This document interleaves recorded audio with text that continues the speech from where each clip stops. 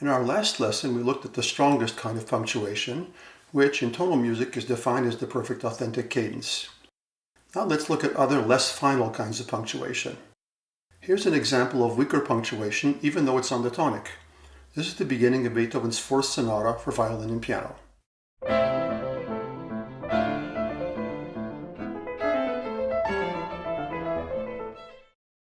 Measures 7 and 8 here clearly create some kind of punctuation, moving from 5 to 1. After saying on the tonic pedal until measure 5, the bass is mostly conjunct until the end of measure 7, where the octave leap from E to E underlines the punctuation. But notice that the right hand in the piano isn't quite as final as the violin line. On the beat, we have the third of the tonic chord, and rhythmically it keeps going, only stopping on an upbeat. This is called an imperfect authentic cadence. An imperfect authentic cadence is like a perfect authentic cadence, but where the upper voice ends on the third or the fifth of the tonic chord. Occasionally we also see another kind of imperfect authentic cadence, where the 5 is inverted. Again, this weakens the finality of the punctuation. These mitigating factors send a message to the listener that they've arrived at an important punctuation, but. We call this kind of punctuation yes, but. In the same way that a novel shouldn't resolve everything in its first paragraph, since the reader would have no reason to go on reading, music often needs punctuation that's mitigated, maintaining some suspense for the listener. This is absolutely critical in any large form, in any style. If punctuations are too strong, the music loses its forward momentum, and the listener's interest will lapse. The number of subordinate levels of punctuation depends on the length of the piece. A 20-minute movement from a Mahler symphony will have more levels of punctuation than a 1-minute piano prelude by Chopin. Within a section, there will be phrases, perhaps groups of phrases, if the section is long enough. Just to be clear, in music the word phrase has a slightly different meaning than in language.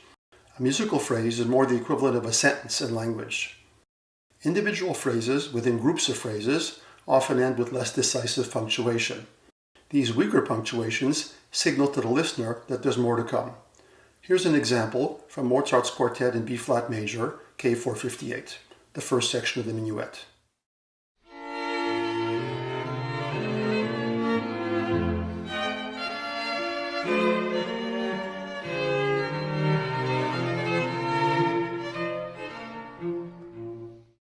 There's a clear break in measure 3 and another in measure 8.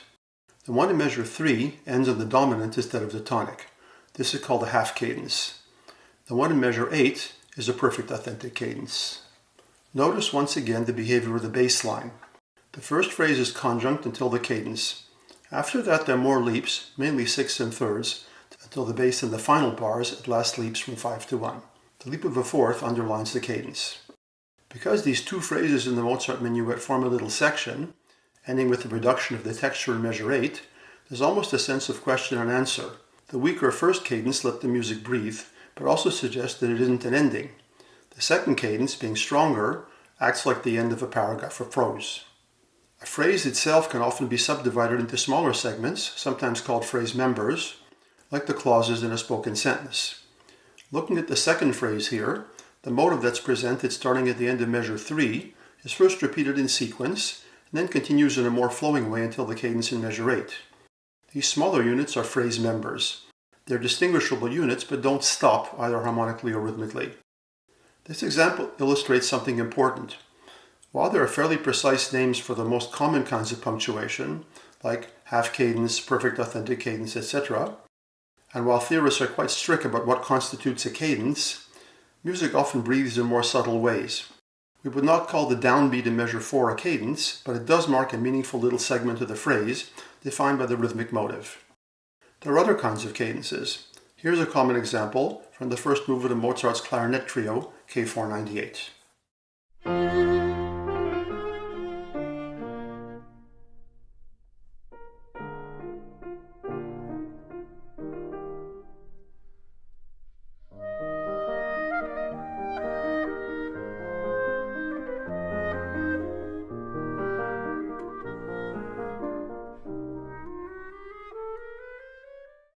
At the end of the first system here, the clarinet presents the theme, which has just been heard in the viola. Just before the clarinet entry, we have a strong, imperfect authentic cadence in the piano. The bass, during the new clarinet phrase, leaps in fourths and thirds till the big octave leap in the second bar before the end of the page, which suggests a cadence is on the way. But now the harmony takes a surprising turn, going to 6 instead of the tonic. This is easy to arrange, since the tonic and 6 share two common tones, E flat and G. The effect is deceptive, as though Mozart is playing with the listener's expectations, hence the name, deceptive cadence. There's another aspect of this cadence that also mitigates its finality. Notice how the clarinet doesn't arrive in the first beat with the expected E flat. Rather, there's a short rest, then the E flat arrives at the start of the next phrase. This is sometimes called a hocket cadence, from the French word for hiccup, a little break in the continuity. Again, a kind of yes, but. It is possible to create punctuation from rhythm alone. There's a common kind of interruption where the harmony is definitely not final, but where an important pause creates a moment that combines breathing with suspense. Here's an example from the first movement of Haydn's Symphony No. 99.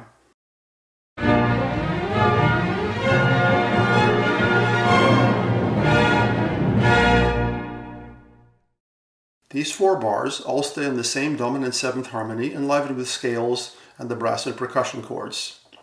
At the end of the system, there's a definite stop, still on the same dominant 7th chord. Since the harmony hasn't changed, we can't speak of a cadence in the normal sense. But there's no doubt that this is an important, memorable punctuation in the music's flow, created entirely by the abrupt stop in the rhythm. This is called a Scizora. We should mention that an important part of a performer's job is to be sensitive to degrees of punctuation and to underline them appropriately, usually with subtle changes in articulation and/or tempo. To sum up, the most important thing to understand about musical punctuation is its hierarchy. Having many degrees of punctuation allows the listener to better orient themselves in the form. The yes but technique is a powerful way of maintaining the listener's interest.